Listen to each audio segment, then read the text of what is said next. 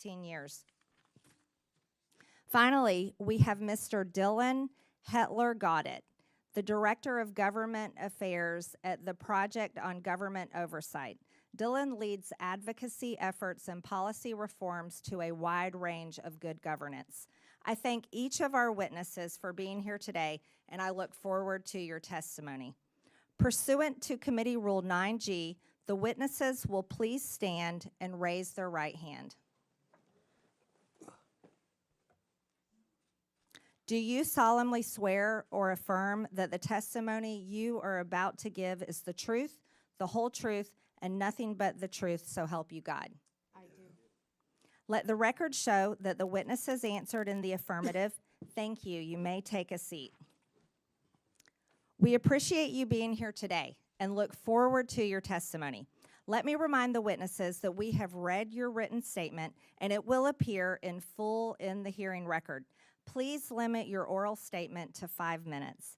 As a reminder, please press the button on the microphone in front of you so that it is on and the members can hear you. When you begin to speak, the light in front of you will turn green. After 4 minutes, the light will turn yellow. When the red light comes on, your 5 minutes have expired, and we would ask that you please wrap up. I now recognize Mr. Talcove for his opening statement. Chairwoman Green, Ranking Member Stansbury, and distinguished members of the committee, for over a decade, a silent war has been waged against American taxpayers, not with bombs or guns, but with data and technology. Outdated government systems permit criminals to access unlimited sums of money. During the pandemic, they stole $1 trillion. 70% of those dollars went overseas. Shockingly, it's just not criminals exploiting the system. It's the flawed system itself acting as the accomplice. If left unchecked, the U.S. government will continue to lead the world in funding cyber criminals. This is a data and technology problem, and it demands a data-driven response. Criminal syndicates have turned benefit programs into their personal ATM machines, exploiting those in need who wait months for benefits that may never come. These ruthless crooks use our money to fund child trafficking, disperse drugs in our communities, and terrorism. For years, criminal networks have stolen personal information from the public and private sector. They exploit real identities to manipulate antiquated government systems, siphoning off billions in taxpayers' hard-earned money. We continue to pay benefits to deceased and incarcerated individuals, direct money to bad actors flagged on the do not pay list, and overlook duplicate Social Security numbers by not following best practices. During the pandemic, a simple cross-check of PPP loan recipients against IRS records would have exposed massive fraud and prevented payments to transnational criminals who sold their quote-unquote sauce on the dark web. To stop this, we must reclaim control of our systems, not just from the criminal syndicates, but the flawed systems enabling them. Smarter technology, data, and identity verification are not optional. They are necessities to protect taxpayers and ensure aid reaches those who truly need it. Now, the use of AI is fundamentally changing society, but in the hands of criminals, it has become a weapon. Lawbreakers are now using it to supercharge their war on taxpayers. They use AI to create fake identity documents that pass biometric verifications. Bots flood portals with thousands of fraudulent claims per second, and deep fakes that mimic real applicants bypass the outdated NIST 863 standards from 2017.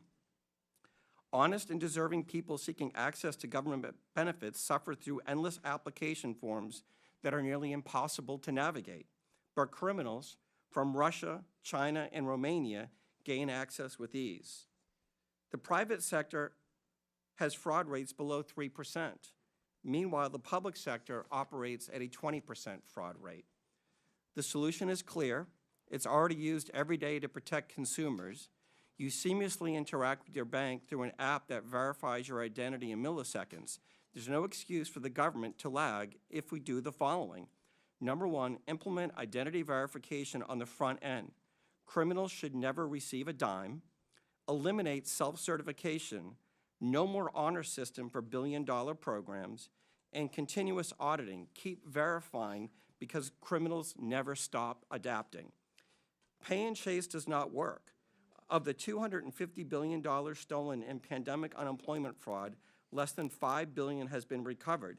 The idea in government that you cannot have speed and security is fiction. I urge Congress to consider making the following legislative changes. Number one, update the 1974 Privacy Act to allow for data sharing and matching. Number two, fund a budget for fraud prevention in each appropriation bill.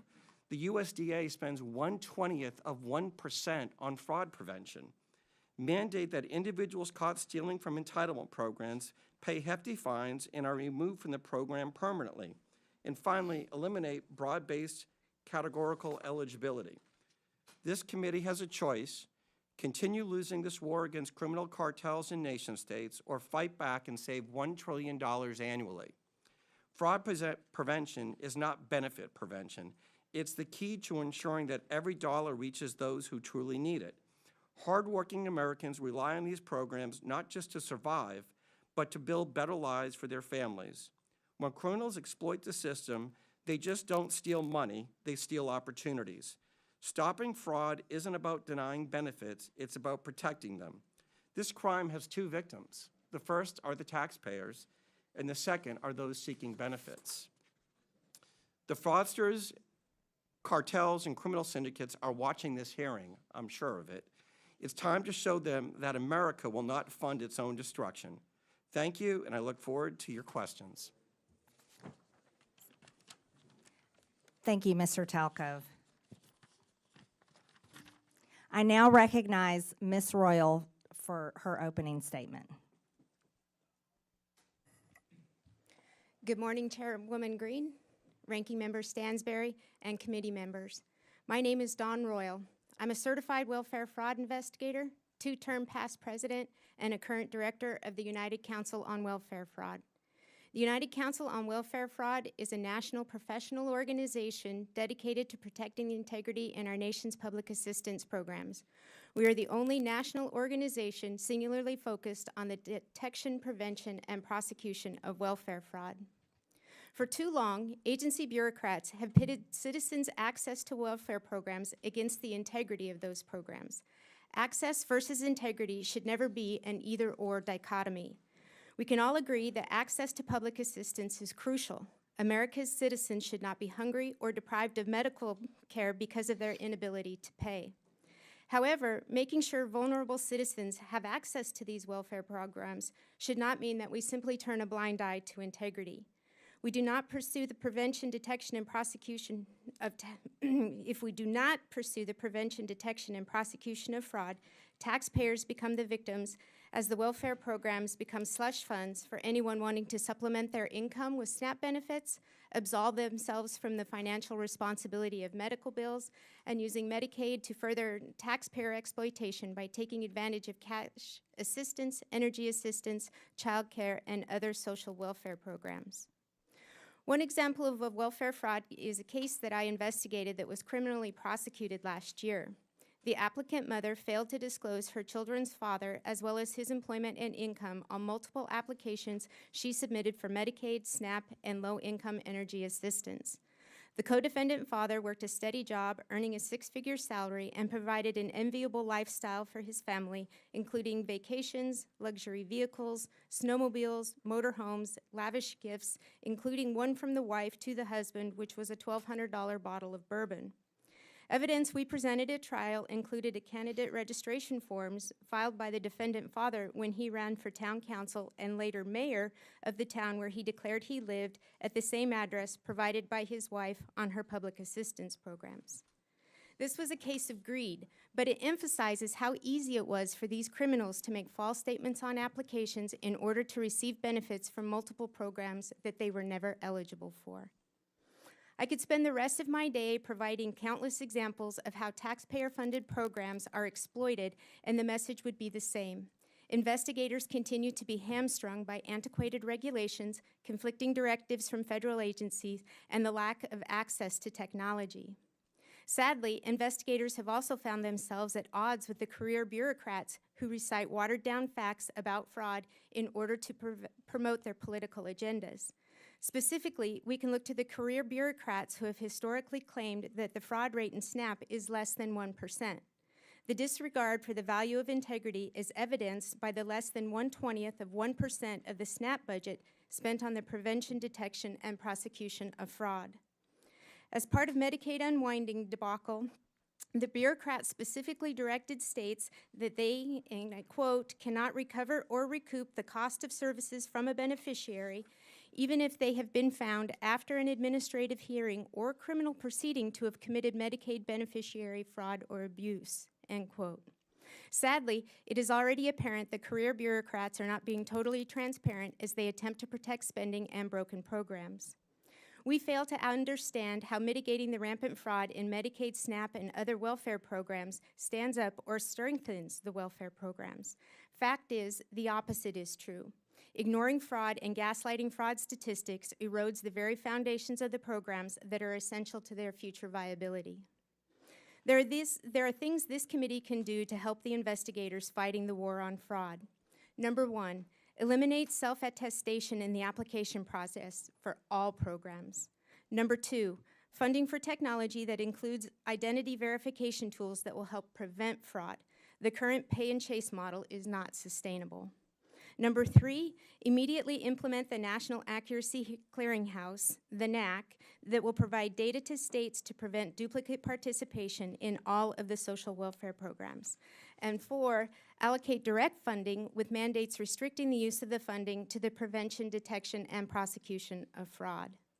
In closing, we're at a crossroads. Those of us who have firsthand knowledge of the degree in which public welfare programs are being attacked know that reform is absolutely necessary.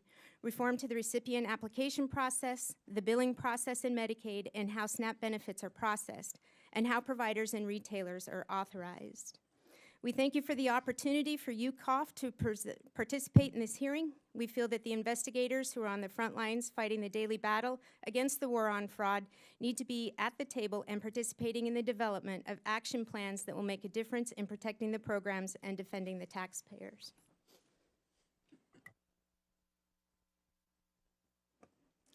Thank you, Ms. Royal. I now recognize Mr. Whitson for his opening statement. Chairwoman Green, Ranking Member Stansbury, members of the subcommittee, thank you for the opportunity to testify today. On the campaign trail, President Trump promised to take on the bloated bureaucracy in D.C., rebuild trust in the DOJ and the FBI, crack down on waste, fraud, and abuse, and restore common sense. And on day one, he started delivering on those promises with a wave of executive orders and the official launch of DOGE, which he, of course, tasked Elon Musk to lead. Already, DOGE efforts have brought to the public's attention countless examples of wasteful spending, including $59 million paid to luxury hotels in New York to house illegal immigrants, $1.5 million to advance DEI in Serbia's workplaces, $32,000 for a transgender comic book in Peru. The list goes on. But rather than applauding the work of DOGE, the left has launched a coordinated campaign to try to demonize Mr. Musk with the hope of shifting focus away from the disastrous waste, fraud, and abuse that occurred on Biden's watch. But guess what? It's not working.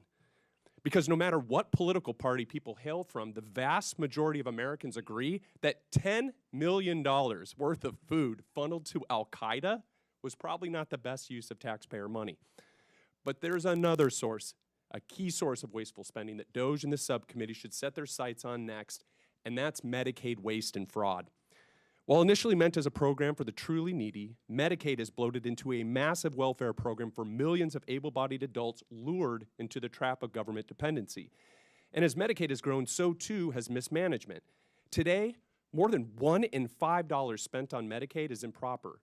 In Medicaid alone, fraud and mismanagement is on track to cost U.S. taxpayers, get this, more than $1 trillion over the next 10 years. When it comes to the problem of improper payments, the Medicaid program is the biggest culprit, encompassing nearly 1/3 of all federal improper payments. And more than 80% of Medicaid improper payments are due to one thing: eligibility errors. If Congress wants to help President Trump address wasteful spending, then targeting eligibility errors in Medicaid should be one of your top priorities. Bottom line, To address this challenge, Congress can take 3 decisive actions. So first, Congress can strengthen the Medicaid program through legislative action. That would include repealing Biden's disastrous Medicaid streamlining rule, which ties the hands of states trying to remove ineligible enrollees. You can and should do this through reconciliation, and it will produce $164 billion in savings if you do. You can also strengthen verification requirements to ensure only eligible individuals receive benefits and ensure a nationwide NAC is implemented without delay. Second thing Congress can do is help President Trump's DOGE effort by ensuring that entrenched partisan bureaucrats don't stand in the way of reform. So Musk and his DOGE team have already found hundreds of billions of dollars funneled into wasteful, fraudulent, and flat-out insane projects. But they've only scratched the surface. If this much fraud has been exposed in just a few weeks, imagine what else is buried under layers of red tape and government excuses. But guess what? All of these insane projects have one thing in common. They were all approved and funded by unelected bureaucrats. And these and other entrenched bureaucrats are already pledging to fight against President Trump's efforts to improve government accountability and efficiency. Personnel is policy. And without competent staff to faithfully execute the president's agenda, the DOGE project will fail. And this is where Congress can help. Congress can support the president in carrying out his DOGE effort by making all executive branch employees at will, codifying the president's authority to fire unproductive or insubordinate agency employees as needed. At the same time, Congress can grant the president authority to permanently eliminate vacant positions and consolidate non-essential positions across agencies and departments to help promote efficiency and put the right people in the right seat.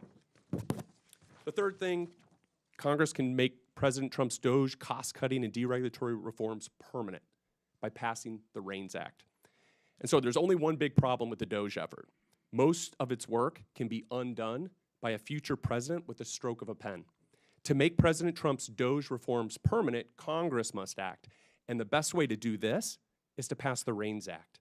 This would return Article 1 budgetary power of the purse to Congress while promoting deregulation. It would also help lock in the DOGE reforms and cement President Trump's legacy as the most consequential deregulatory and cost-cutting president in U.S. history.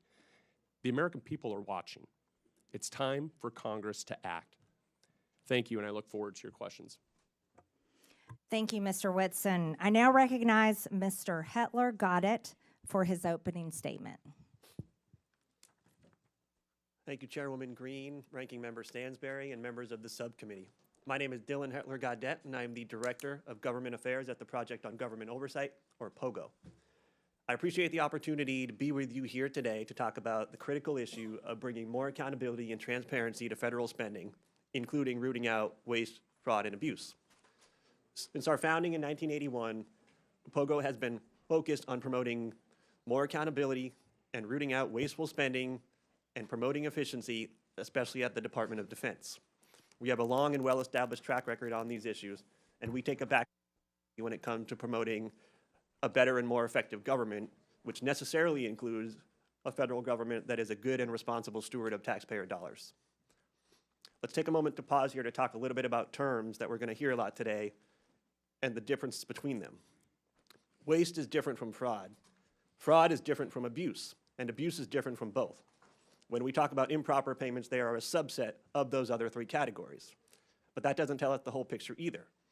Sometimes improper payments are a function of bad record keeping. Sometimes they are a function of outdated information technology systems.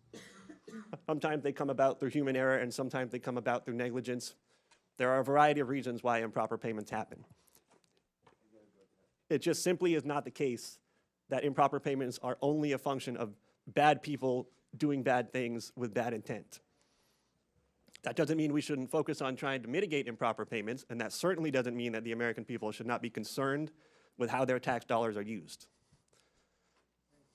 The good news is that there are some time-tested solutions and tools to help mitigate these problems.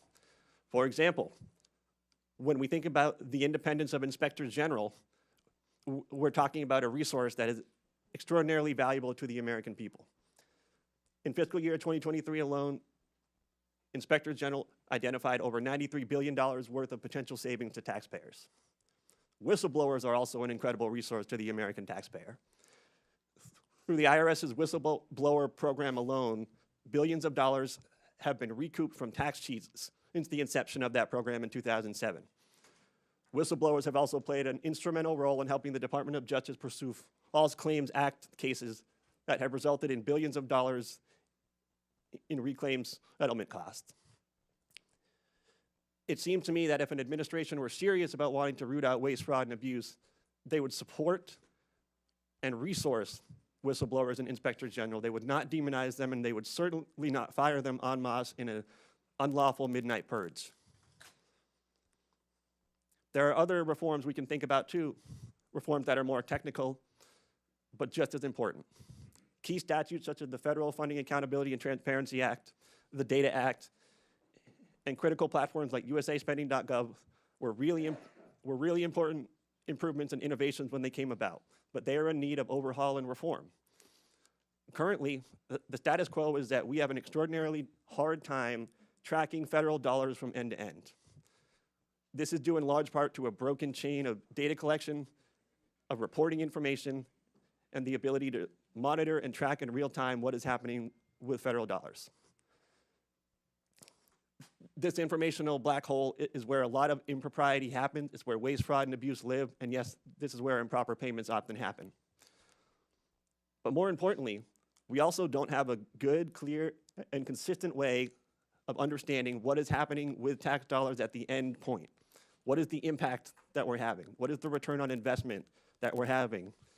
We now have an annual budget of close to $7 trillion a year. We can't say with any degree of clarity and consistency what we're getting for all of that money. We have some more good news, though. There are bipartisan efforts, and there have been for years, to try and clean up this situation. We at POGO have had the privilege and pleasure of working on some of those initiatives. We were a part of the Federal Taxpayers' Right to Know Act being passed into law just a couple of years ago, which created for the very first time a program inventory of all the programs in the federal government, and that would be available to the public. We have worked with a member of this very committee, the House Oversight and Accountability Committee, to introduce a piece of legislation that would bring more transparency to federal subaward reporting. We have supported and endorsed multiple pieces of legislation that take direct aim at the improper payments issue. We also have additional ideas that don't yet have congressional champions. One proposal is to clean up and modernize and standardize the award descriptions that are available in USA Spending to make them more useful and relevant.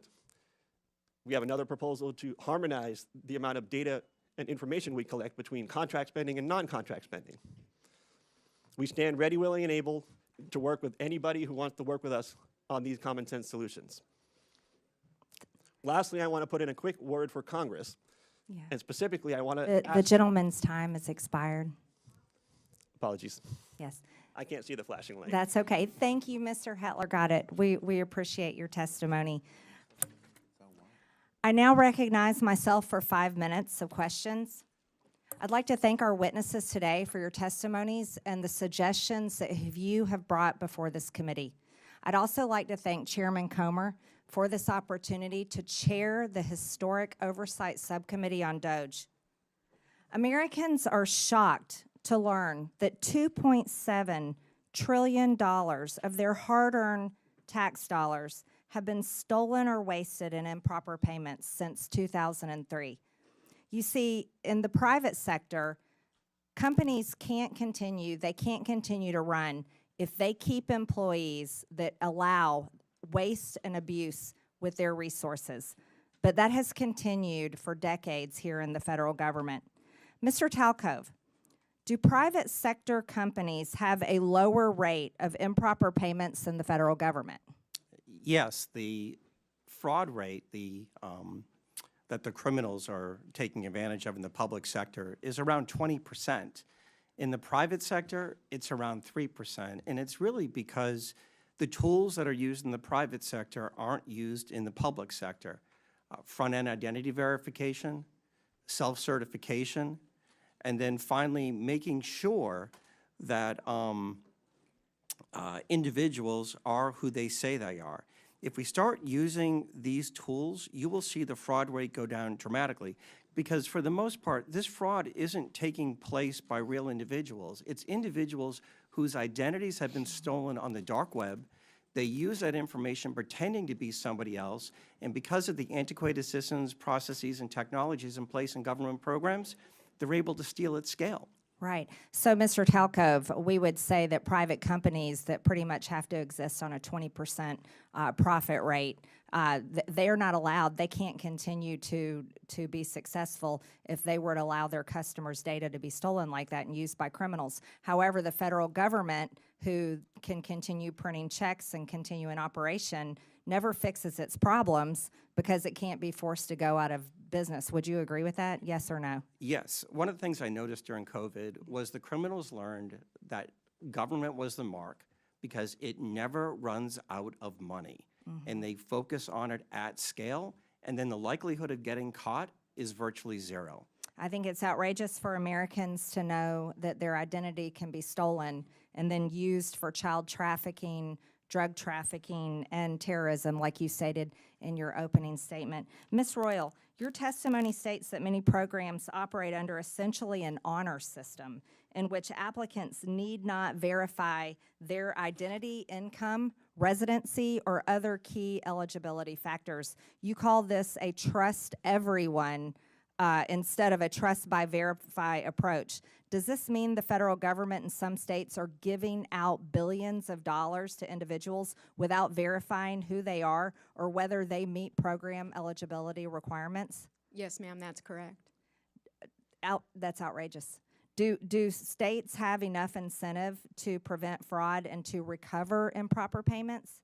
No, and in fact, states are hesitant to spend their state dollars to protect federal dollars. Would greater investment in program integrity efforts yield a positive return for taxpayers? Yes, it could easily be self-funding. Amazing. Mr. Whitson, your testimony states that both the Biden and Obama administrations issued rules and guidance that made it harder for states to verify eligibility for Medicaid. You say that repealing Biden's Medicaid streamlining rule would save $164 billion over 10 years because the rule restricts eligibility verification that states can perform. Can you explain why this rule is so costly? Yeah, so the rule does a number of things, but for instance, it prohibits states from verifying eligibility more than once a year. So for non-disabled folks to just go in and look and say, hey, are you still eligible for the program? It says you are forbidden from doing that any more often than once a year. And so obviously people's lives change, and so they may become ineligible, and so it's designed to keep them on the program. Another thing, it prohibits in-person or phone interviews to verify their identity. So people apply for it, and then the person on the other end says, well, I just want to call and make sure this is a real person, not someone in another country or whatever. The rule prohibits that. And so there's a number of other provisions. It also opens a lengthy reconsideration periods, and this is where illegal immigrants are able to obtain the benefits. And so basically it says once you get these benefits, you can't interfere with it for a 90-day period or longer. And so there's a number of horrible things. But. So we can't verify if someone is illegal or legal receiving benefits. Just to correct that, yes or no? You have to wait a state has to wait at least 90 days, and actually what we're seeing is it's led some states to wait as long as 13 years. And so on the program. Unbelievable. My time has expired. Thank you very much. I now recognize Mr. Lynch from Massachusetts for 5 minutes. Thank you very much, Madam Chair. First of all, let me congratulate you and also Ms. Stansbury on your new positions. And I want to thank the witnesses for your testimony. We've already heard some good ideas about how to work together. And Mr. Hedtler-Gaudet, I, for one, would be most open to working with POGO and trying to work on some of the legislative ideas that you have to actually get at some of this waste, fraud, and abuse. Since this is my first opportunity to speak in this new subcommittee as the representative for the 8th Congressional District in Massachusetts, I want to first of all make clear that my primary purpose in seeking appointment to this subcommittee is for the singular and sacred purpose to defend our democracy, which I believe is under attack in this country, and to uphold my oath to support and defend the Constitution against those who might secretly or openly seek its destruction. Make no mistake, this is a moment for representative democracy. This is a test of our resolve. In the coming days and weeks, we will all get to decide whether we stand with a couple of billionaires who, despite their own financial successes, still harbor such grievances in their hearts that after all that democracy has provided to them, they remain animated by the desire to dismantle this democratic government and to punch down at some of the weakest and most vulnerable in our society. Two men who clearly understand that the easiest way to incite large numbers of people is to use social media to exploit the dynamic forces of hatred and fear. Madam Chair, if we're going after waste, fraud, and abuse, let's start with abuse. Abuse of power. As of yesterday, there were 55 lawsuits under consideration by the federal courts across our nation as a result of Elon Musk's and President Trump's unlawful acts. Many of those lawsuits have already been sustained by the federal district courts and orders have been rendered to undo those unlawful acts. But this is just the beginning, and Congress has an important role to play, and I, for one, look forward to that opportunity. This is a moment of great consequence for our country and for our democracy, and I remain grateful to the good people of the 8th Congressional District of Massachusetts who sent me here. Mr. Hedtler-Gaudet, again, happy to join you on some of your efforts. POGO has worked very closely with our IG community, is that right, the Inspector Generals? Yeah, that's correct, Congressman. I know your work is very much similar to what we ask our Inspectors Generals to undertake. I want to ask you, what do you think? So in the most recent report from the Inspector Generals, and this is the Council of the Inspector Generals, a nonpartisan group on integrity and efficiency in government, they identified more than $93 billion in potential savings. So the first thing that President Trump did coming into office was to fire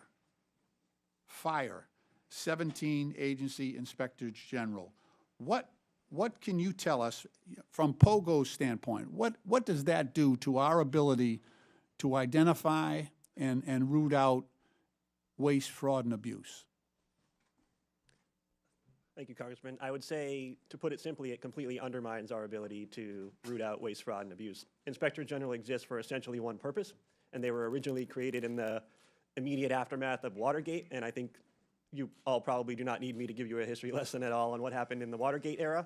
There's a reason they were created at that time, because there was a lot of waste, fraud, and abuse happening, and there were not cops on the beat that were internal, that were independent, that were situated in agencies to be able to find these things and expose them and do something about them. That's what Inspector General exists to do. So it's completely anathema to, I'd say anathema to any stated mission to find cost savings and to root out waste, fraud, and abuse, to fire Inspector General and to undermine them.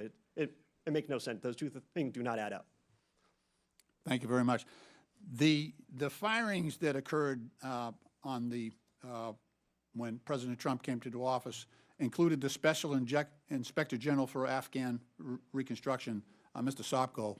I actually did over 20 trips to Afghanistan working with him. He actually uncovered $4 billion in savings in rooting out American taxpayer waste being conducted in Afghanistan. The IG at the Department of Defense, the agency. The gentleman's time has expired. but Okay. the Thank you, Madam Chair. I yield back. Thank you. Okay, Appreciate thank you. that. Thank you. I now recognize the gentleman from Texas, Mr. Cloud. Thank you, Madam Chair. For far too long, D.C. politicians have gotten away with measuring their personal value and worth by how much of other people's money they give away.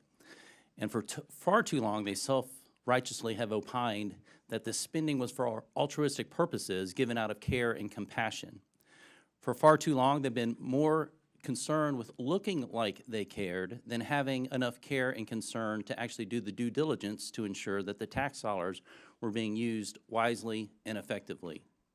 And for far too long, those of us who've worked to uncover waste, fraud, and abuse have had to deal with what amounts to an unconstitutional fourth branch of permanent bureaucracy that has too often worked to ignore, obfuscate, delay, and frustrate our efforts to bring transparency and oversight. Over the last few weeks, the DOGE effort has begun to uncover not only how massive the waste, fraud, and abuse is, but also the extent at which D.C. politicians and too many obstinate bureaucrats have coordinated to create what is essentially the largest money laundering scheme in history. And while Americans have been working to make ends meet, they have been using taxpayer dollars to fund unnecessary, egregious, and even evil things here at home and around the world. Thankfully, in DOGE, we have a president bringing the leadership needed and a focused effort, along with the talent, technology, tools, and transparency to this waste, fraud, and abuse. And to those who would stand opposed to this effort, I would just point out, while it's understandable to find waste, fraud, and abuse that has grown and metastasized in this government even over decades, certainly accelerated over the last few years, to continue to protect it is corruption. I want to thank the chair for beginning this war on waste on this side of Pennsylvania Avenue and bringing together this committee. This effort is so important as we work to relieve the American people of this burden of waste, fraud, and abuse. Mr. Talcove, you mentioned in your written statement and talked about it in your statement at the beginning that this waste, fraud, and abuse is a national security threat, and certainly one of the challenges facing us that is a national security threat is our fiscal situation. And so we have got to find ways to find savings to the American people in order to bring confidence to the bond markets, to put our country on a fiscal footing, and to reverse the curse, so to speak, that we are placing on our children and our grandchildren. You mentioned a couple threats, though. You mentioned internal threats. You said that these cases involve government employees, individuals entrusted with administering benefits who, instead of using their positions to approve fraudulent claims, override security controls, or even sell sensitive claimant information for profit. Now, this is not every federal employee for sure, but within the context of people who are trying to give their best effort, we have an internal threat. But you also mentioned transnational fraud rings, terrorist organizations, nation states, North Korea, nuclear weapons programs funded by our tax dollars, China, Nigeria, Iran, Romania, Russia, not our friends necessarily that are being funded by taxpayer dollars. Could you give us some examples of how this is happening? God, yeah. So when you think about what happened during the pandemic, $1 trillion was stolen. 70% of that money went overseas. And I can give you some examples. In a western state, they had more people applying for unemployment insurance benefits than they had individuals over 18. The people that were stealing the money from Romania were using it to facilitate other fraud schemes that include fentanyl, that include doing things to impact our democracy. On the insider threat, right, the first thing you have to say, and my dad was a public servant, is 99% of people that work in the public sector are honest, hardworking individuals. But there are some, and what you need is data and technology to root that out. There were examples during the pandemic. There were some examples even of last week where people got into the Medicaid system in a western state and stole $50 million in less than 4 months. So you have to have these controls in place, right? These aren't individuals stealing, Mr. Cloud. These are organized criminal groups, both domestic and transnational. That, as you mentioned, taxpayers are being forced to fund the demise of our own country. Mr. Whitson, I wanted to ask you, because there's a lot of talk about reconciliation right now. You mentioned Medicaid and what could be done to bring a pretty substantial amount of savings, and this is without affecting those who truly need Medicaid and for what the purpose of the program was extended for. Now, The gentleman's time has expired. Hopefully, Does the witness want to answer the question? No, Just only to quickly. say that, yes, there's a tremendous amount of savings that can be found from the streamlining rule, but also work requirements in the program is another big area that can be done in reconciliation, and that's could save a significant amount as well, $241 billion in federal spending over 10 years. thank you. Thank you. Thank you, Madam Chair. You're welcome. I now recognize the gentleman from California, Mr. Garcia. Well, thank you. Thank you to all of our witnesses for being here. And I want to just start off by making something clear. I think we're all here to fight against the lies, the corruptions, and the attacks on our social safety net. Now, we should in no way be cooperating with House Republicans who want to shut down the Department of Education and destroy Medicare, and Medicaid. And we should not stand by as the richest man on the planet gives himself and his companies huge tax cuts while the American people get absolutely nothing. Now, I find it ironic, of course, that our chairwoman, Congresswoman Green, is in charge of running this committee. Now, in the last Congress, Chairwoman Green literally showed a dick pic in our oversight congressional hearing, so I thought I'd bring one as well. Now, this, of course, we know is President Elon Musk. He's also the world's richest man. He was the biggest political donor in the last election. He has billions of dollars in conflicts of interest, and we know that he is leading a power grab, also abided by and encouraged by Donald Trump and, of course, the chairwoman, Congresswoman Green. But I also want to run through what DOGE actually is going to do. It's a demolition plan that's going to run through our government. DOGE is trying to abolish the Department of Education. That means opportunities denied to kids. It means you're ripping away opportunities for children with disabilities who are dependent on this money. You're also halting medical research, which is also critical, which we have to also stop. The idea that we're going to eliminate or destroy the Department of National Institutes of Health, NIH, is crazy. Let's talk about the Department of Labor. We're talking about protections for working people across this country, where people can actually complain about abuses their companies are making against them and their coworkers. Workers are now going to be in danger. And let's also talk about the Consumer Financial Protection Bureau, another huge issue for us. Think about the scammers and fraudsters that will be empowered across this country because Elon Musk wants, essentially, these companies have more power over consumers and over people across this country. Look at the Centers for Disease and the Centers for Medicare and Medicaid Services. That is actually what's being discussed partly today. Healthcare, we're talking about being denied to millions of poor people, working class people across this country. And now, of course, they're on to their largest target, the U.S. Social Security Administration. We're talking about the destruction of the actual social safety net in this country. We know that 1 in 5 Americans collect Social Security, seniors, disabled people. This entire plan is about hurting the American social safety net and destroying our institutions. And it's important that we actually call out what is happening at this subcommittee. This is not about working with the richest man on the planet. This is actually about empowering. This committee wants to empower the richest person in the world to hurt people so they can take all of this money that they so-called want to save and then give it to themselves, their companies, and their billionaire friends. That is the attack that is happening in this committee and across this country, and it's important that we call it out. We also know, of course, that Elon Musk is sending his unqualified DOGE staff to carry out this agenda across all these agencies. And in some cases, actually teenage staffers. No accountability, no experience, and problematic records. They're trying to rob you, and they're probably a minor. Thank you, and I yield back. The gentleman yields, and I now recognize the gentleman from South Carolina, Mr. Timmons, for 5 minutes. Thank you, Madam Chair. I find it sad that my colleagues across the aisle can't take this seriously. We have $36 trillion in debt.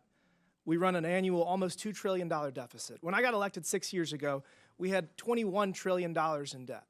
So in 6 years, we've added over $15 trillion to the debt. And guess what? President Trump ran on fixing this problem. President Trump told the American people he would right the ship financially, and he said during the campaign that Elon Musk was going to be the person to lead this charge. The man that has turned business after business around, he's the richest man on the planet because he succeeds at his endeavors. And that's why President Trump has appointed him the head of this effort. This is a very serious problem, and it's incredibly hypocritical that my colleagues across the aisle are complaining about this because Joe Biden signed his name and wanted the American people to believe that he had the ability to forgive $250 billion with a signature. Guess what? Supreme Court ruled he did not. That's our system of checks and balances. The President, Biden, he clearly was experiencing cognitive decline.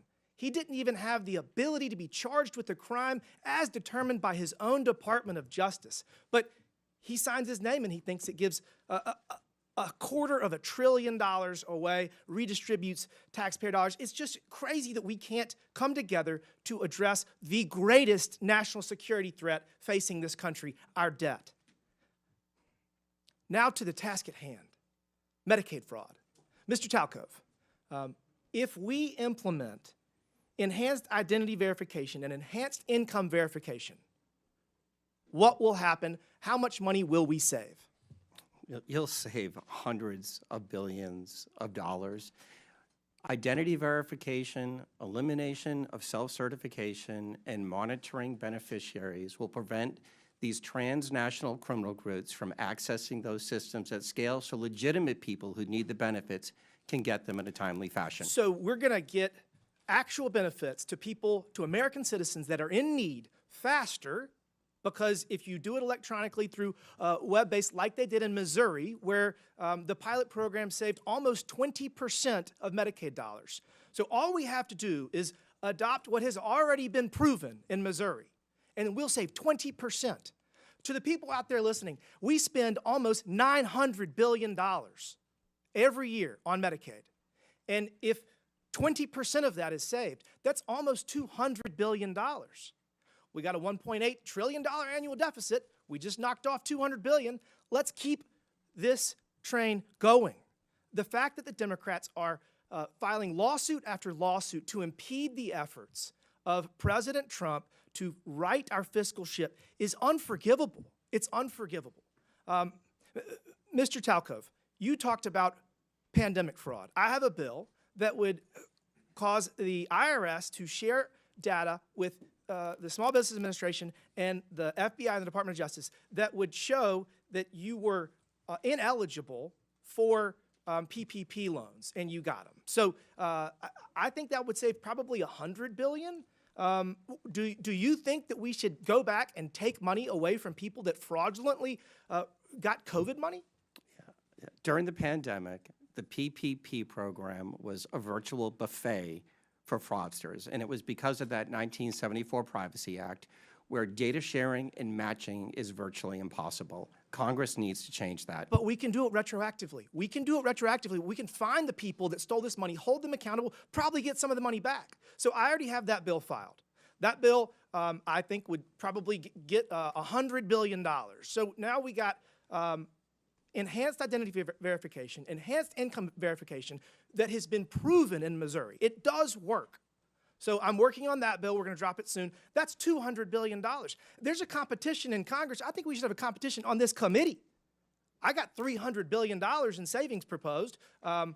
We got to all pull our weight because we have such a massive problem right now. But I would just ask my colleagues across the aisle to get out of the way if you don't want to help. If you don't want to help right the fiscal ship in this country, get out of the way. Stop filing lawsuit after lawsuit. We do not have the financial ability to continue down this path, and we're going to save this country with or without you. You can kick and scream all the way, or you can get out of the way. I prefer the former. Thank you, Madam Chair. The gentleman yields. I now recognize the gentleman from Texas, Mr. Casar. This subcommittee is supposedly about looking into waste, fraud, and abuse. So I'd like to start talking about independent inspector generals who are supposed to be looking into waste, fraud, and abuse. Mr. Talcove, do you know how many inspector generals at agencies that were investigating Elon Musk's companies have been fired by the Trump-Musk administration? No. It is 5. Ms. Royal, the Inspector General of the Department of Labor had 17 open investigations into Tesla and SpaceX. Do you know what the Trump-Musk administration did to that Inspector General? No. They fired him, and I think y'all know. Mr. Whitson, the Inspector General of the Department of Transportation was investigating Tesla. Do you know what the Trump-Musk administration did to that Inspector General? No. They were fired. The Department of Defense's Inspector General was looking into SpaceX. Mr. Hedtler, do you know what the Trump-Musk administration did to that Inspector General? I believe he was fired. Thank you. I think everybody on the panel knows what the answer to these questions were.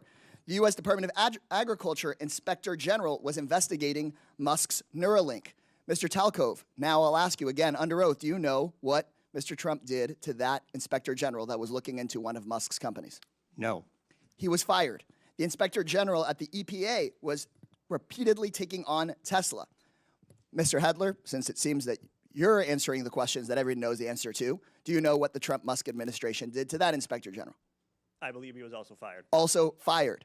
At least 5 inspector generals that were looking into Elon Musk's companies were fired by the Trump-Musk administration. These inspector generals who are independent, protected by law, they are the people that find the waste, fraud, and abuse and found many of the cases of waste, fraud, and abuse that have been brought up today, fired because they were looking into Elon Musk.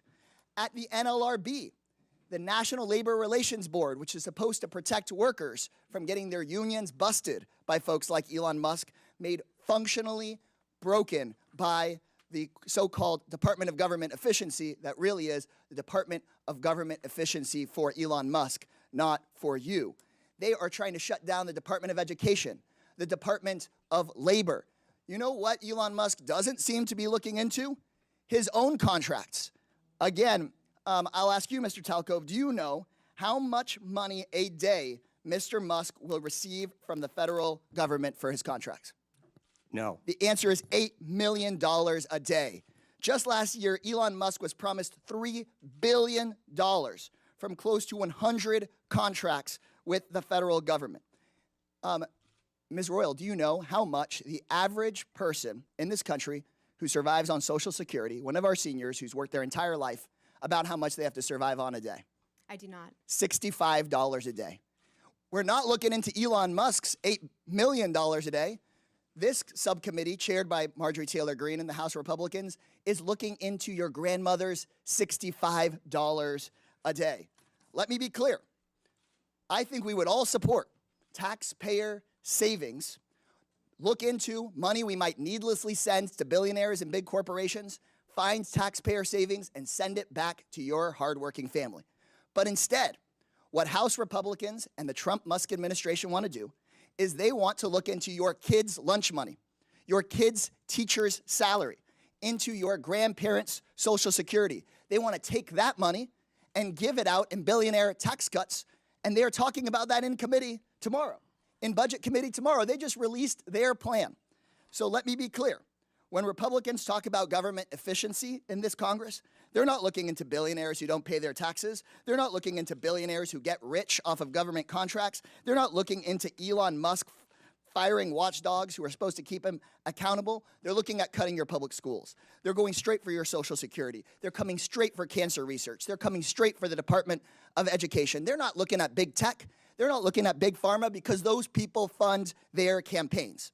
If this committee were serious about rooting out waste from our federal government, then today's whole hearing would be about how Musk and Donald Trump are firing the independent watchdogs who've done this work for decades. Instead, my Republican colleagues' actual goal on this committee is to distract from Trump and from Musk's corrupt war on accountability. This will not be a subcommittee dedicated to making government efficient for everyday people. It's about helping Elon Musk and Donald Trump be as efficient as possible in robbing our government and handing out our government services to the rich. So this seems that this subcommittee is just going to be like the agency it's named after. The gentleman's a sham, time has expired. a total sham. The American people are $36 trillion in debt. It certainly seems reasonable that someone has been fired. I now recognize the gentleman from Tennessee. You're going to put us Mr. further in debt Burchett. with your billionaire You're tax not cuts. recognized. Mr. Burchett, you're recognized for 5 minutes. Thank you, Chair Lady. The gravy train, for a lot of these folks, it's been on biscuit wheels, and it's about to run off the dadgum tracks, and it's about time. Could you imagine standing up here and defending waste, fraud, and abuse? But I think that's what we're seeing. When people squeal and don't ask questions, I think it shows the American public what the heck's going on. And that little gravy train is getting ready to run out. The spigot is getting ready to be turned off. Mr. Talcove, that's correct how you say your name, brother? Yes, sir. All right. How can the federal government improve identity verification for these entitlement programs? Yeah, it's doing what the private sector does every single day, whether you use your bank, you go to Amazon, using those tools. and moving away from some of the dated compliance standards that the federal government uses, NIST IAL 863, 2017, before there was anything called deepfakes and generative AI tools. I was informed that PayPal has never been, they've never been able to crack into that and steal people's vital information. Are they using those systems that you would be favorable towards that government seems to be shying away from? Yes, sir. And describe that, how that works. They're systems that are based on encryption. They use technology and they use data to validate you are who you say you are. The people that are stealing right now, I believe a lot of them are actually ghosts from China, Russia, Nigeria, and Romania. I read a report today that North Korea was involved in this, in some of that as well. They are. And those people are our enemies. Again, they'll hate us for free. We don't have to give them taxpayer money. And are there loopholes that can be closed to avoid these improper payments? And I wish you'd describe those to me. The biggest, most important thing, particularly in the benefit program space, is the use of self-certification. As Mr. Timmons noted, the state of Missouri is using a solution called Steady IQ to validate wages and wealth. You cannot allow individuals to provide the information based upon what they think. It has to be based on what you know, and that will stop the ghosts from using people's identities to steal money from U.S. taxpayers.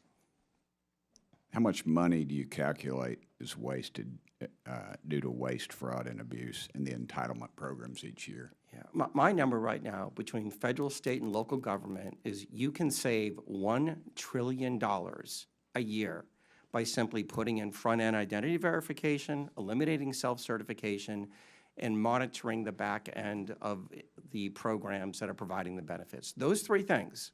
You said you could eliminate that, but are there others you feel like some more low-hanging fruit? I would start with those three things because they're simple. That'll take that 20% fraud rate that you're seeing in the public sector down below 5%. Chair Lady, I would suggest that we adopt Mr. Timmons' legislation and get that out of the committee as fast as possible. What actions also could Congress take to fix these problems quickly? Yeah, I think the first thing is updating and redoing the 1974 Privacy Act. That is virtually impossible to do data matching. It's very difficult to have data shared. And when you look back at the pandemic, data sharing and data matching would have stopped probably 50% of the $1 trillion that was stolen from taxpayers. Do any of y'all like to add anything to that? Congressman, I would just add that rather than accepting self-attestation, that states should have to be required to actually verify people's identities. And here's the key part: before they get enrolled. They shouldn't get enrolled and then eventually come down later on down the road. It's amazing to me. I have a doctor's appointment back in Knoxville, and the verification process is very extensive. It's more so than the federal government requires for any of this. What type of computer systems are these agencies using, and do they need updating? They're using very dated technology, but they're also burdened. I look at the USDA, 6.2 million words in a 10,000-page document that shows how to implement the rules of the program. Nobody can figure that out. So one of the things that I think has to happen is the simplification of these processes and systems, and then just use the technology that we use every day in the private sector. Okay, thank y'all so much for being here. Gentleman's time has expired. Thank you, Chair Lady. I now recognize the gentlewoman from Texas, Ms. Crockett, for 5 minutes. Thank you, Madam Chair. And Mr. Talcove, I'm just going to go ahead and pick up where you left off really quickly. Just to be clear, the upgrades that you're talking about as it relates to our data processes, these aren't things that would be free, are they? They would cost some kind of money. Not looking for a number, but they will cost, correct? Some are free and some would cost money. Okay. All right, so I just want to leave it there because we've had a number of these hearings. So I do want to be clear, before the Trump administration came in, this committee did exist in the form of the Oversight Committee, and our task is to root out waste, fraud, and abuse. In that vein, we had a number of hearings, at least last term. I can't speak for any other term as I'm only in my sophomore term, and we dealt with improper payments. And interestingly enough, our chairwoman, who is so passionate about this today, she missed every single one of those improper payment hearings. But just to be clear, I was there, so I don't want anyone to believe that Democrats just come to work and don't plan to do work.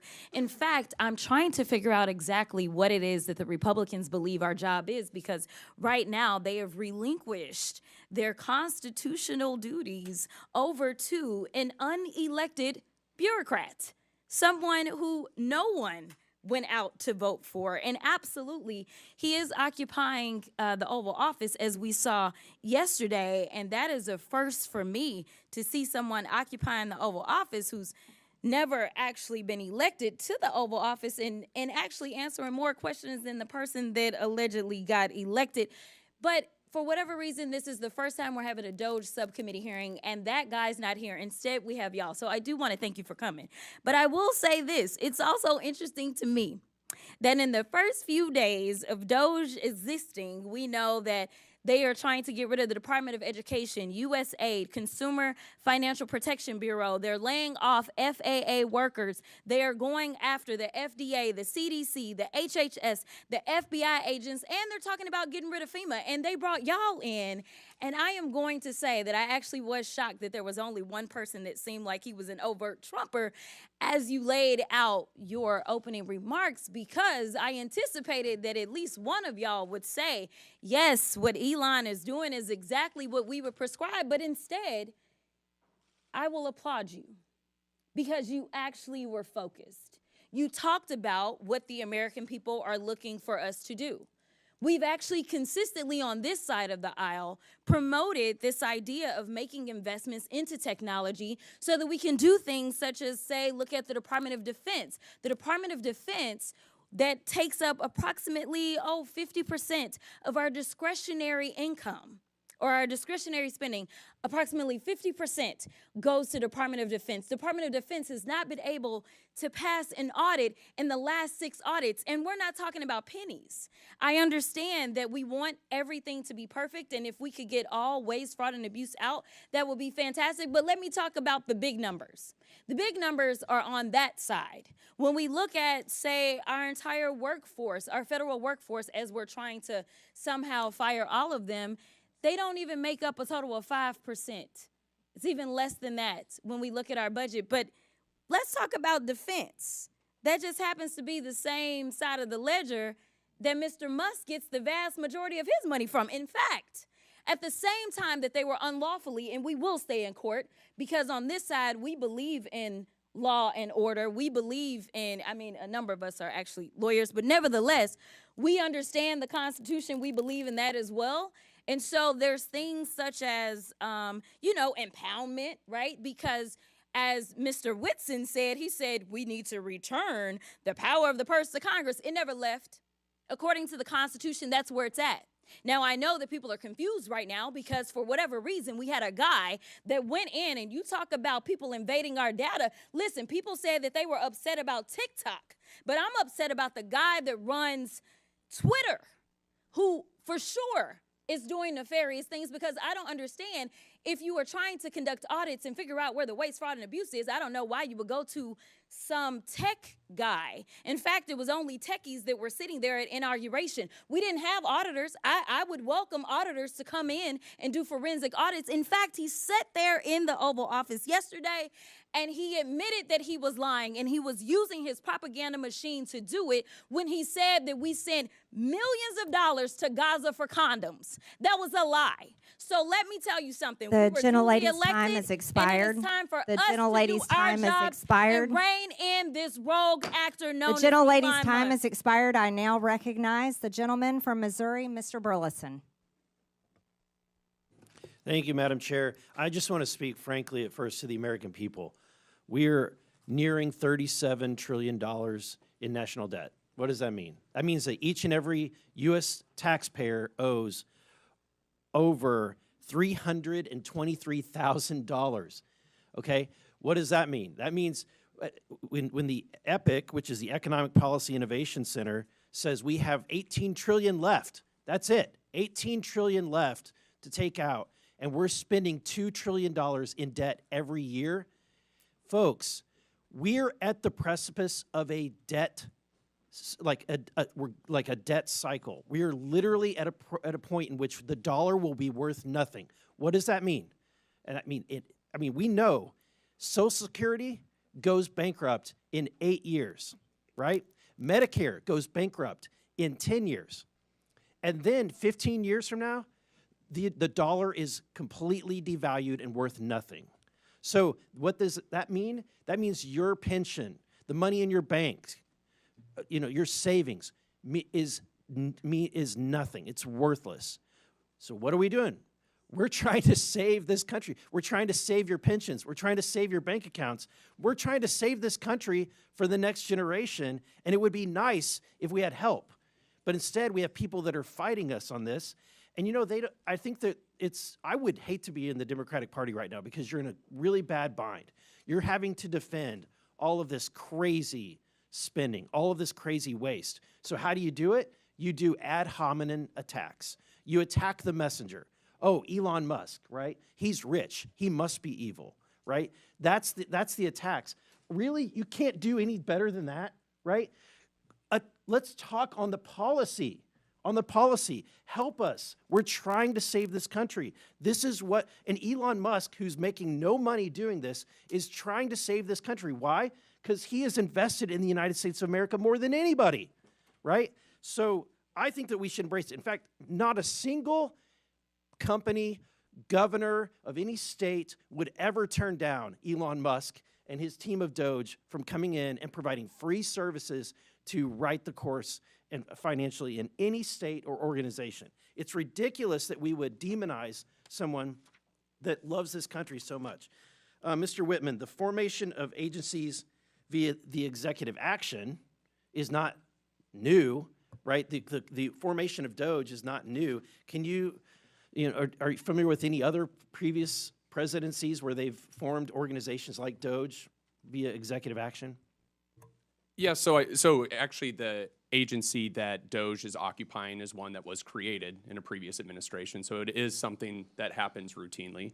But I don't know if that answers your question.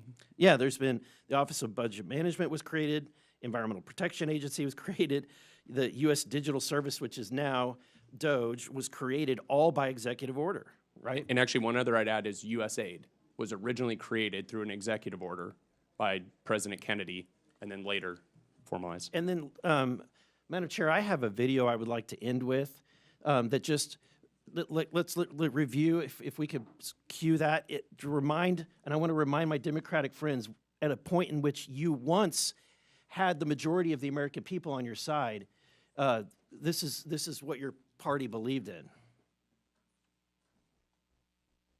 This report tells us how to cut waste, cut red tape, streamline the bureaucracy, change procurement rules, change the personnel rules, and create a government that works better and costs less. I've read it, and where it says the president should, the president will. Among the 800 recommendations, eliminating 12% of the federal workforce, merging some government agencies like the FBI, the DEA, and the Bureau of Alcohol, Tobacco, and Firearms, closing hundreds of government offices outside Washington. From the day I took office, one of the commitments that I made to the American people was that we would do a better job here in Washington in rooting out wasteful spending. We thought that it was entirely appropriate for our governments and our agencies to try to root out waste, large and small, in a systematic way. It means cutting some programs that I think are worthy, but we may not be able to afford right now. A lot of the action is in Congress and legislative, but in the meantime, we don't need to wait for Congress in order to do something about wasteful spending that's out there. We haven't seen as much action out of Congress as we'd like, and that's why we launched on our own initiative, the campaign to cut waste. And we're going to keep on finding every possible way that we can do that, even if Congress is not acting. There you go. I think it speaks for itself. My time has expired. The gentleman's time has expired. Thank you. I now yield to the gentlewoman from the District of Columbia, Ms. Norton, for 5 minutes. Thank you.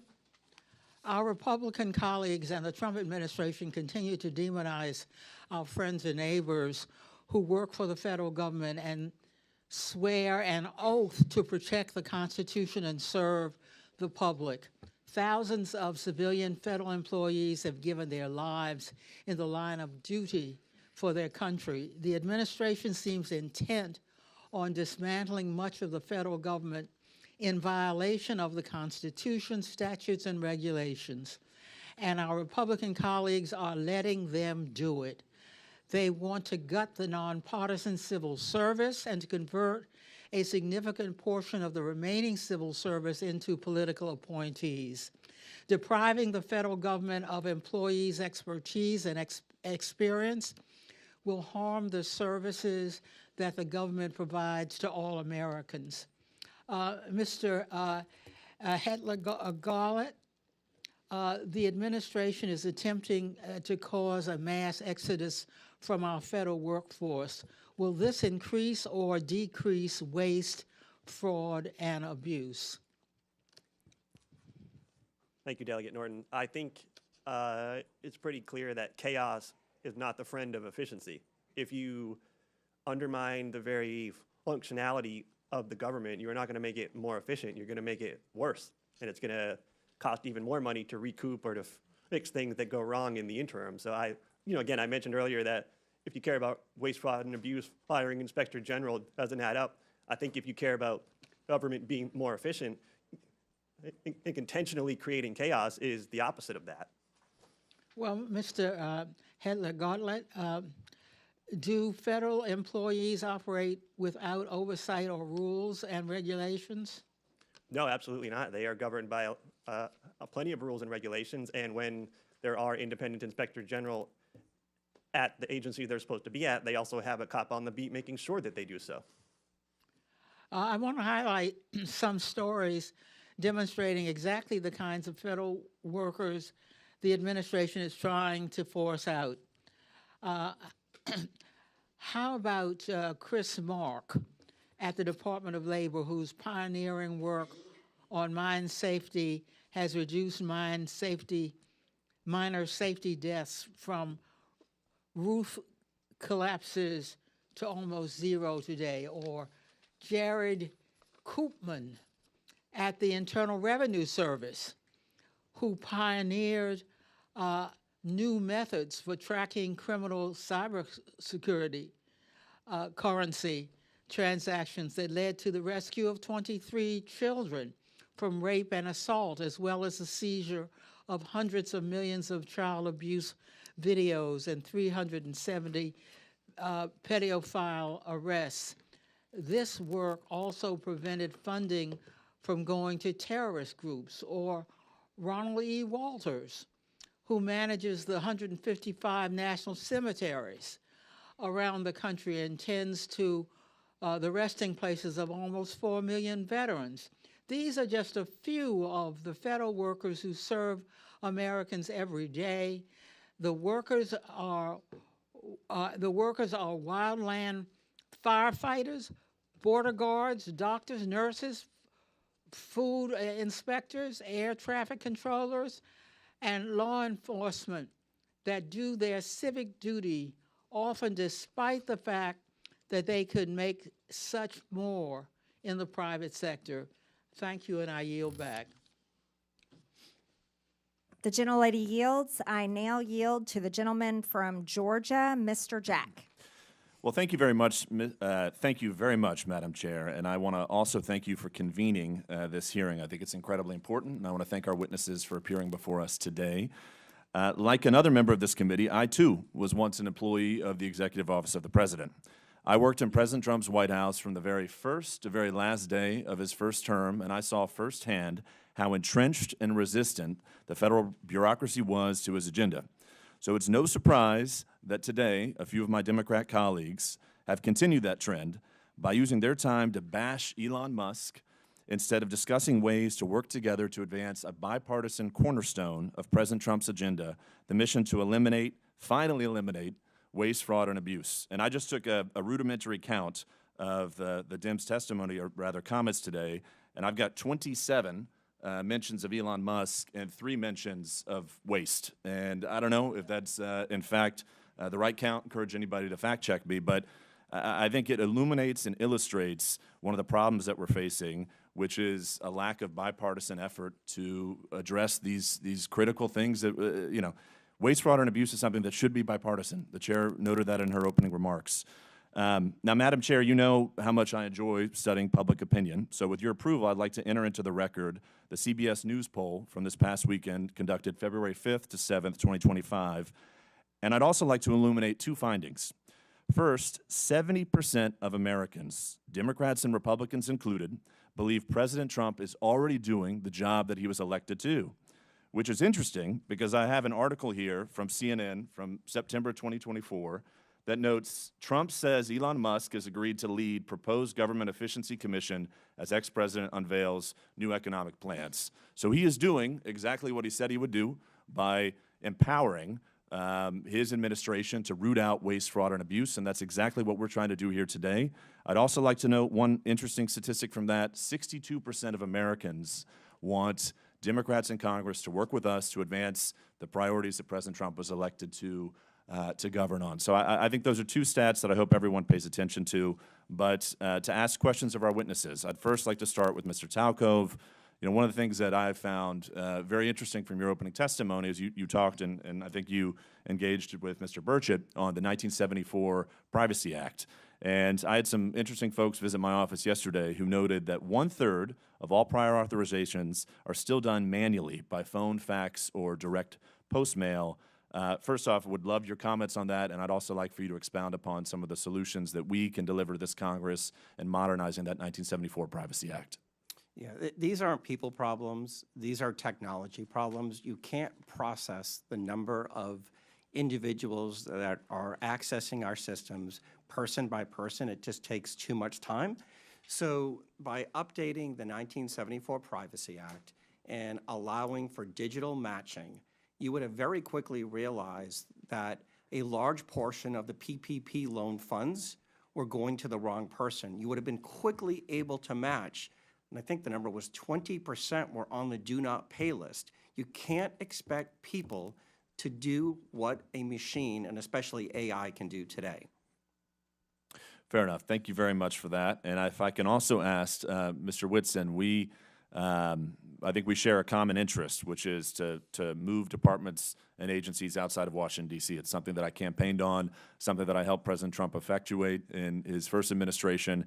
And I have to imagine that if we have departments and agencies outside of D.C., if we've got a workforce that's more reflective of the balance that America is, we at the same time, too, could potentially root out some of this waste, fraud, and abuse by enabling other Americans, other citizens of our country to help advance some of these issues. So would love your commentary on that before my time expires. No, I think you're exactly right, Congressman Jack. And so I think, you'd save a lot of taxpayer money. So building a headquarters in downtown D.C. versus Huntsville, Alabama, you're going to be able to save a lot of money.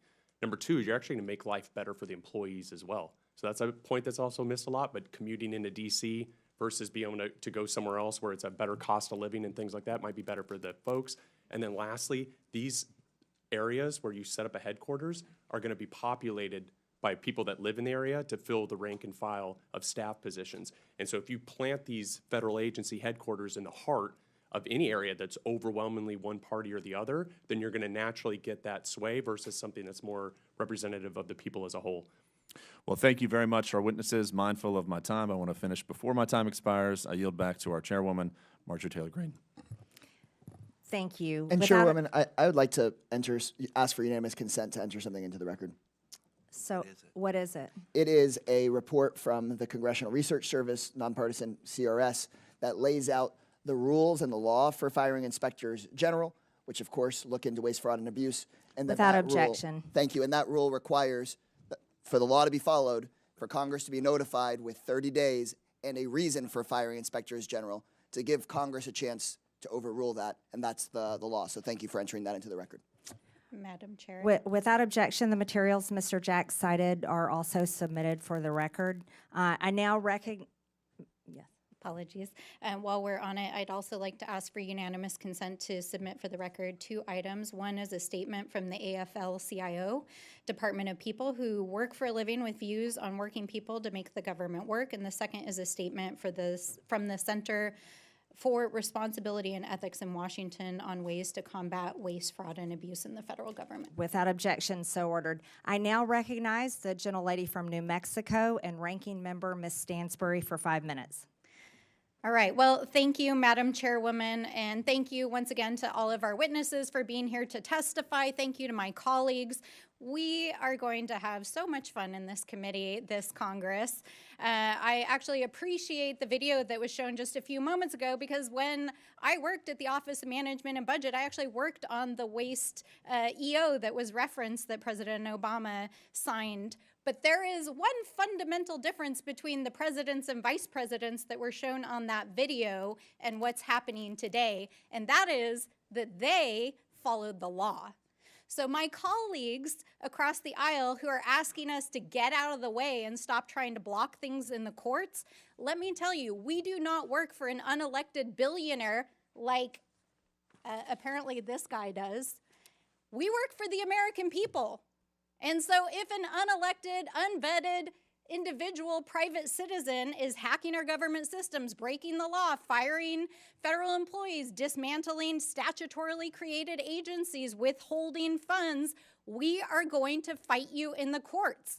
And I'm actually really sad that my dear friend Mr. Burchett left because I want to talk about that gravy train on biscuit wheels that he just talked about, because that gravy train is not the federal workforce, it's the billionaires that are trying to hack that system right now, and which unfortunately my colleagues right now are working on a reconciliation deal to cut Medicaid, to cut Medicare, and use that money to give to tax breaks to their billionaire buddies.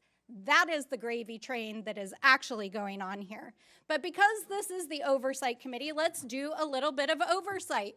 For the last several weeks, I've been talking to Treasury and OMB officials to try to get to the bottom of why Elon Musk and his team are trying to hack the Treasury payment system, because this is a completely nonpartisan system that literally just pays the bills of the federal government. So why are they so eager to hack this system? And I have to say that over the last several weeks, we have literally received thousands of calls in every single congressional office. In fact, we know that our friends across the aisle are also receiving these calls because this system pays the bills of the U.S. government. It pays our soldiers. It pays for the work that we do overseas. It pays your Social Security benefits. It pays your tax refunds. So why is Elon Musk and his hackers trying to access that system? And why did a senior civil servant who had overseen this system for over 30 years get asked to stand down after a 25-year-old intern working for Elon Musk tried to get access to the code for that system? Now, thankfully, they were shut down in the court system, but Musk has installed, with the president's blessing, one of his Silicon Valley buddies, who I want to point out, in which the media has not paid a lot of attention to, is the CEO of a private IT company, including Citrix, that has millions of dollars in IT contracts with the federal government. And not only is he still operating as the installed DOGE person at Treasury, he's actively still the CEO of this private company. How is that even legal? Is it legal? I don't think it's legal because the federal court is trying to shut this down. We also know that that 25-year-old software engineer, in violation of the court order, was actually given access to modify the code. So what is going on here? And why is this such a threat to the American people? Why are thousands of people calling us? It's because of the size and the significance of these payments, because it is an invasion of the privacy and security of the American people, because it could threaten our ability as a country if there was a default in the debt ceiling, and because it contains highly classified information that our foreign adversaries are trying to cyber attack us regularly for. So why is a private citizen being given access to this system? We know they're trying to shut down payments. They're trying to shut down agencies. What's next? Are they going to shut down your Social Security payments? We don't know, because they have no oversight, and Elon Musk will not come in front of this committee. And in fact, the Treasury folks are saying this is the biggest insider threat they've ever seen in the history of the agency.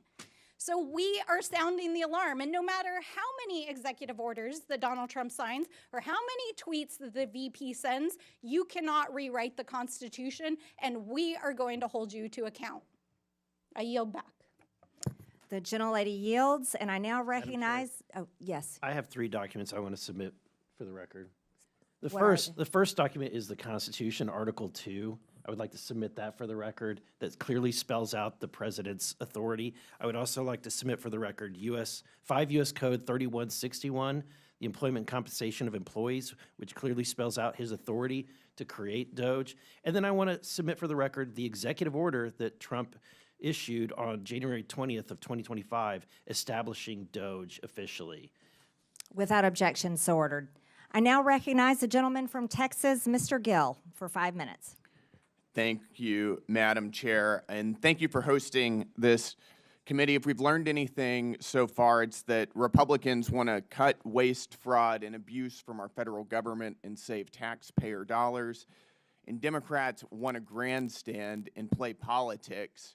We can see right now, even, of the 6 Democrats on this committee, only 1 can even be bothered to stay for the duration of this hearing. All we've heard about for most of this hearing from the other side of the aisle is Elon Musk, Elon Musk, Elon Musk, unelected bureaucrat.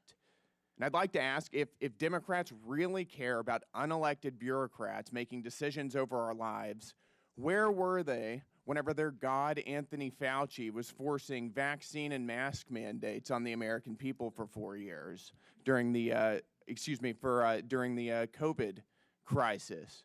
Where were they whenever unelected Alejandro Mayorkas was facilitating the invasion of our country by illegal aliens who were murdering and raping and pillaging our people?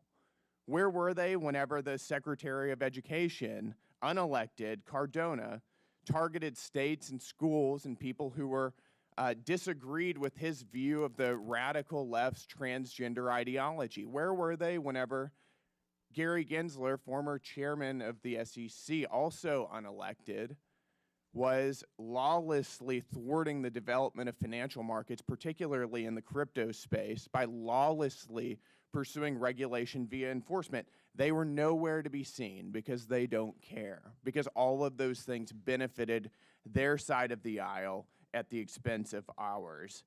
And perhaps that's also why they don't seem to be very interested in rooting out improper payments from our federal government. If you wonder why so many people are cynical about American politics, this is it. This is exactly why. The reality is that Elon Musk serves as an employee of the president, and we were given a massive mandate to carry out what he's been doing. His job is to carry out the will of the American people as expressed through the executive. That's exactly how the Constitution is supposed to work. The Constitution did not create an unelected, unaccountable 4th branch of government in the administrative state.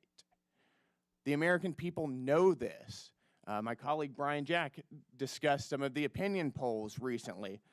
We are doing, and President Trump is doing, exactly what he was elected to do. And that's why he's polling at a 53% approval rating, higher than he was at any point during his first administration.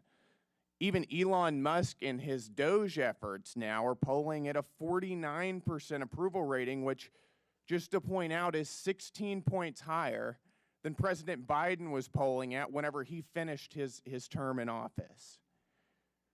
The Democrat Party has for decades systematically grown and weaponized the administrative state against the American people and the American people have had enough of it. Right now, we're talking about $2.7 trillion in improper payments since 2003. We're uncovering what could be the biggest money laundering scandal in American history. And the other side of the aisle could care less. They have no concern about where this money went, to what entities it went, to what governments, to what people or groups. Nothing. All they want to talk about is Elon Musk incessantly. So it does make me wonder, if they don't care about where it's going, do they have an idea?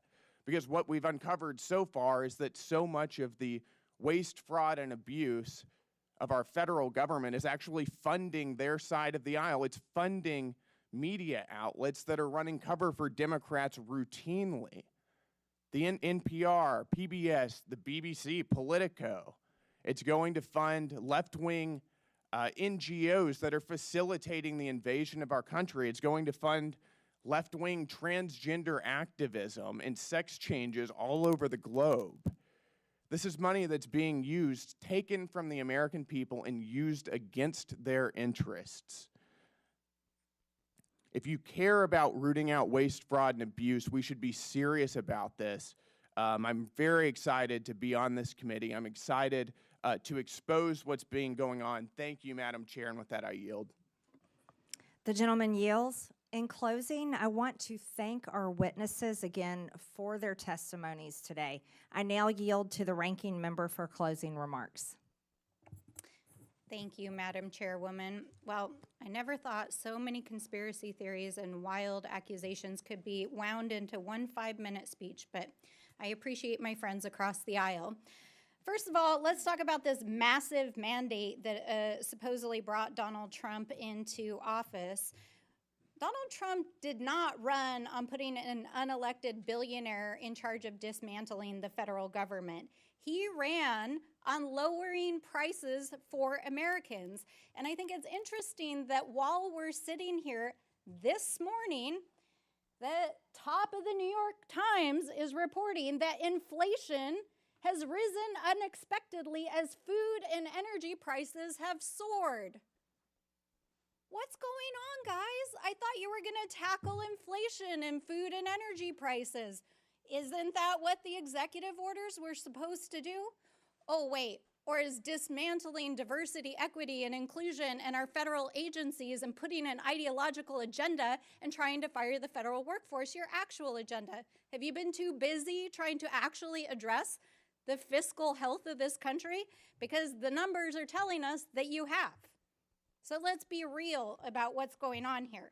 I also want to point out that literally while we've been sitting here for the last almost 2 hours getting lectured on fiscal responsibility, literally the Republicans just released their plan to raise the debt limit while we were sitting here. And they want to raise it by $4 trillion. Okay, guys, like literally, I'm just like without words. Inflation is going up. You want to raise the debt ceiling by $4 trillion. You want to gut Medicare. You want to gut Medicaid. You're talking about going after Social Security after promising that you wouldn't. I mean, really, what the heck is going on here? We're not trying to take down Elon Musk as a businessman.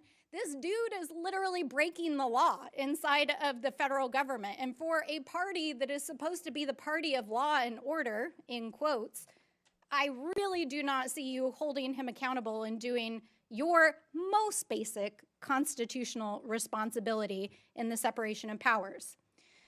So, I want to end where I started. We are the Oversight Committee. We are the People's House for the United States of America. We represent the American people. And so, Mr. Elon Musk, if you would like to appear in front of the Oversight Committee, you have been duly invited. Please, come tell us what you're doing. Come testify in front of the American people. And please, come hold yourself to account. With that, I yield back. The gentlelady yields. I now recognize myself for closing remarks. President Trump was elected with a mandate to rein in unaccountable bureaucracy in Washington and to wage war on waste. I know that because I campaigned alongside him, and so did my colleagues. This hearing was the first battle of that war, and in the coming days, the subcommittee will release a report with legislative solutions to the problems we have identified here today. We aren't going to wait all the way until the end of this Congress. We're going to get to work immediately. The bureaucrats who have run Washington for decades are beyond the point of forgiveness. Their sheer incompetence and pure spite for the hardworking American people have resulted in total failure. The federal government has made over $2.7 trillion in improper payments since 2003. Including $236 billion in 2023 alone. Those are trillions of dollars that honest Americans have paid in taxes at gunpoint over the years. As we approach April 15th, Americans are once again preparing to do their taxes and fork over their unfair share of money it takes to run this country. And I have to tell you, the American people have not been getting their money's worth for a long time. Most improper payments in recent years were issued through 5 programs: Medicare, Medicaid, the Earned Income Tax Credit, Pandemic Unemployment Insurance, and the Paycheck Protection Program. But a total of 16 federal programs had improper payment rates of 10% or more in 2023. That includes SNAP, the federal food stamp program, which paid out $10 billion taxpayer dollars improperly. To get their arms around this problem, Elon Musk and the DOGE team went straight to the source. They went to the Treasury Department's Fiscal Service, which makes about 90% of the trillions in federal payments issued annually. The audit of these payment systems was long overdue. Treasury Secretary Scott Bessent gave DOGE employees working for the government read-only access to these systems so they could conduct that initial audit. That audit is already paying dividends. Musk learned that the databases federal agencies are supposed to check to prevent payments to fraudsters, crime rings, and dead people are not being kept up to date. Going forward, we are going to get more mileage out of these do-not-pay databases. That means fewer improper payments and less fraud and waste of taxpayer dollars. Despite this fraud that's already been revealed, a federal judge in New York issued a ruling last Friday that ran totally contrary to the will of the people. The judge blocked not only DOGE, but the Treasury Secretary himself from accessing his own agency's payment systems. That's absurd. Only career Treasury Department unelected bureaucrats can access the system, the judge ruled. This turns the Constitution on its head. We will hold this judge and others who try to stop the will of the people and their elected leaders accountable. As is written in the Federalist Papers, the judiciary has no influence over either the sword or the purse, no direction either of the strength or the wealth of the society. It may truly be said to have neither force nor will, but merely judgment, and must ultimately depend upon the aid of the executive arm for the efficacy of its judgments.